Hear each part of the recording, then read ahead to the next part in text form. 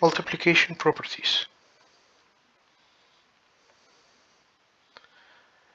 Okay, the first property here is the commutative property. Just like the addition, we can move, the terms a and b. A multiply b is the same as b multiply a, so we can replace them. Let's take an exercise here. 3 times 2 is the same as 2 times 3, and will always give you 6. Again, 7 times 5 is the same as 5 times 7, it will give you 35.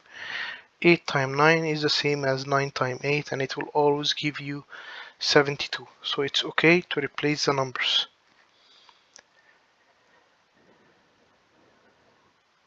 Okay, the second property here is the associative property. And here if you have a multiply b multiply c, we can start with a multiply b or b multiply c. You have the choice. Okay, exercise, multiply the following integers: 5, 7, 2, and 8. Let's see here. If we start with 5 and 7, the result will be the same as if we started with a 7 and 2 and 2 and 8. It's the same. You have the choice to start with any numbers of your choice. Just place the bracket around them, so you'll start with them. And the result will always be 560.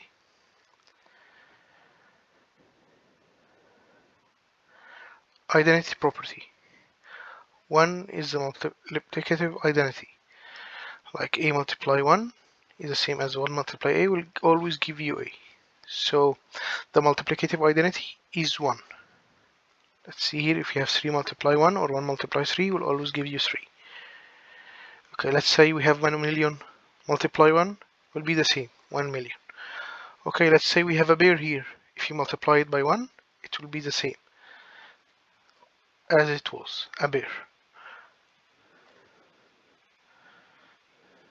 Okay, the zero property.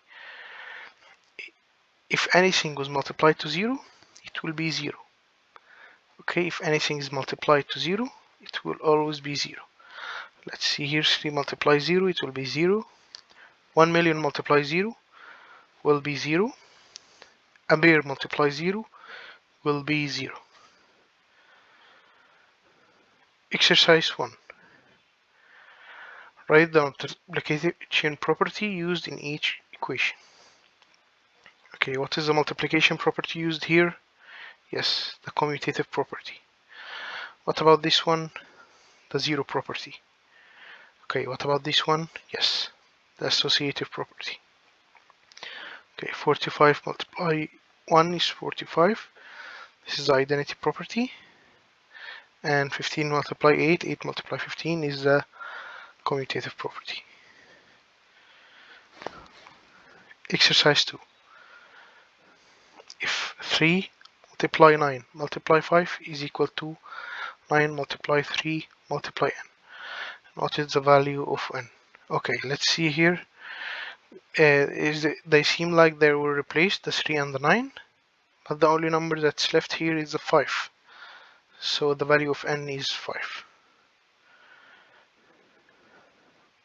Okay, this is the summary, the commutative property. Here you can replace the number you're multiplying.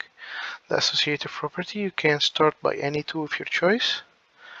Then the identity property, anything will be multiplied by 1 will remain the same. The zero property, anything multiplied by 0 will be 0. That's it.